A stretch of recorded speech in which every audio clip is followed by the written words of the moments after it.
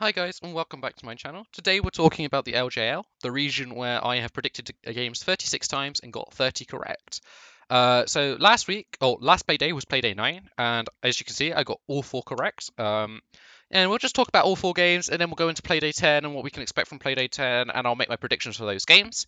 I think LJL looks quite exciting right now, so let's get right into it.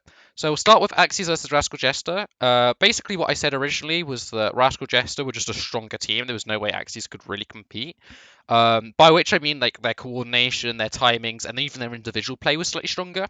And this sort of came into fruition in the game. Rascal Jester had better timings as a whole on their macro play.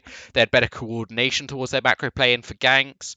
And when I say macro play, I mean mostly their neutral objectives. Their movement around the secondary is a bit questionable. They like sort of expose themselves. They were behind in the game at this point in terms of scaling and in terms of like gold as well. I think they were slightly behind, and they committed to trying to just take the Drake and avoid the fight. But what they did was when they took the Drake, they then moved in a way that exposed their AD carry and their support, despite the fact that their AD carry could have gone away with their jungler into safety so that only the support died, which would have been a pretty optimal play given the situation. But it meant that they lost 2 players, which was pretty dumb. But it was fine because basically what happened is Axes kept taking stupid fights in the mid lane and eventually they just flew the game. Megumin played really well. I'd like to give a shout out to him. He was really, really strong for Axes, and I think if Axes had won, it would have been purely off Megumin and his play with Yellow Yoshi, because the 2 solo lanes actually had a pretty decent game. Hawks versus BC. I said that this was a slight team diff, partially, but most of my opinion about this being a team diff was my faith in Marble as an AD carry, because he's like a rookie upcoming player, and I really wanted to see him play well. Because the rest of the rookies are pretty bad, performing pretty badly right now. Um, BC had early control, but they just sort of lost it with time. Their macro was just slightly worse, and their support went 0-3-0, and I just think that's really weird as a scoreline for a support. Like, okay, I get having decently high deaths, maybe even more deaths than your assists and kills when you're playing when your team's losing. But like, no assists, no KP, absolutely no KP in an entire game. I don't get it. Yeah, so Hawks won. Obviously, when your support has no KP. Um, Sengoku. Let's talk about fucking Sengoku, right? You're the strongest team in Japan, and you bring in a fucking lone AD carry from Nongshim, the Noodle Boys of Korea, and then his pool is fucking weak as shit. He could only play hyper carries. He doesn't play well with your team. He's out of sync when you're going for neutral objectives. Why pick him up? He was here for the entire season as well. It's not like he's been here for like a couple of games. He's just arrived. No, he's been here for the entire split, but you just suddenly start playing him Playday 8, Playday 9. Um, he literally just plays. He plays a Felios Jinx, guys. He why pick him up when you have Honey, who was okay? Honey nearly lost you a couple of games, right? Fine, but at least Honey is trying to take risks and play on the edge of the game, getting the most out of his character, rather than just playing fucking AFK neutral farm PvE. Like, fuck. He's not. Vital's not going to win you a game on the international stage, which is what you're aiming to do because you are looking better than DFM right now.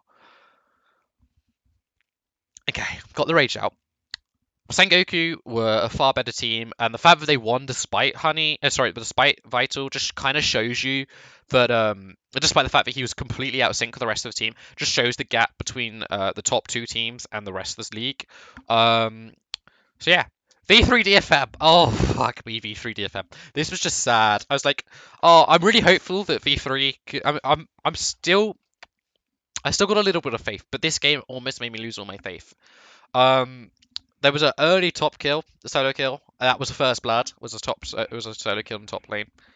But it was to be fair to Washidai, it was bad down to like really dodgy tower targeting.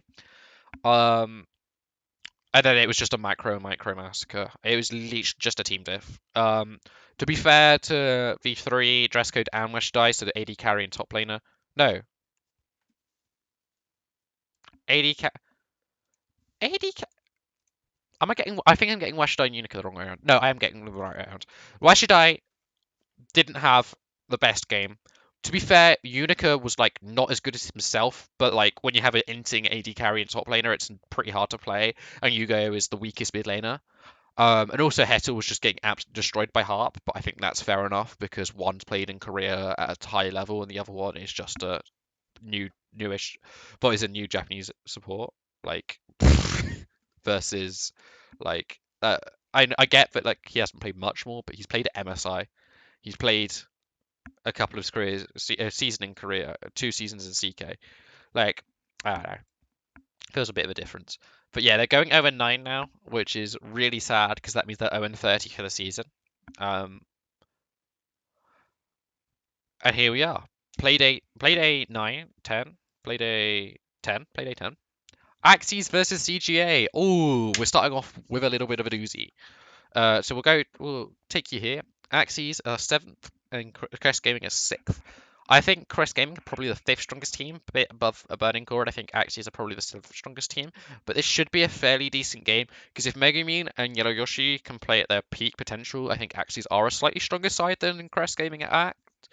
But I think banking on the solo laners to carry every time is a bit too much of a gamble for me. I think I'm gonna have to say Burning Core win. Sorry, Crest Gaming win.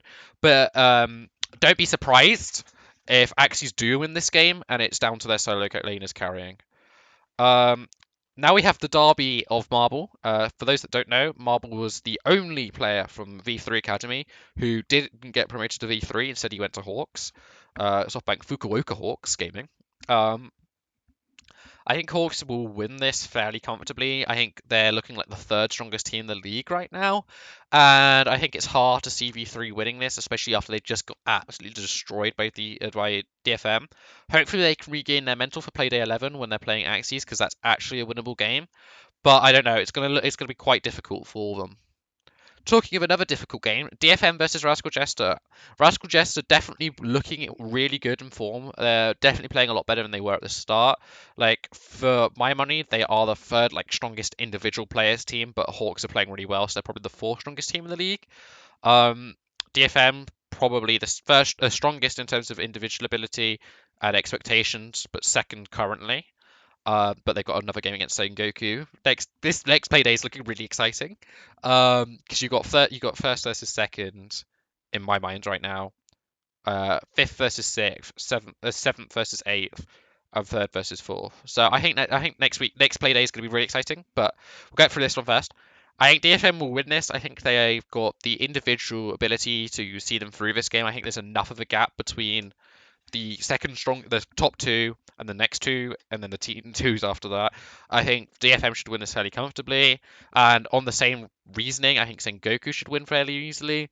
Is there a world in which I can see either DFM or Sengoku losing? DFM probably if they play like they did against Sengoku in their first game, which was all the way up here on Playday 1. But I don't. Where Honey was fucking MVP. But other than that, no, I don't see any world in which actually maybe I do see one in Sengoku losing. If they play fucking Vital, if they play Vital again, I swear to God they are going to lose it. Anyway, if you enjoyed the video and you'd like to see more, feel free to hit that subscribe button. This has been me. This has been me. .df. If you're watching this as soon as on the day it comes out, I'll be streaming on redditanalyst.df on Twitch, where I will be talking about some of the VOD reviews that you'll see that I got green in here, which includes this one, Rascal Jester versus Crest Gaming Act. So yeah, I will see you in the next one.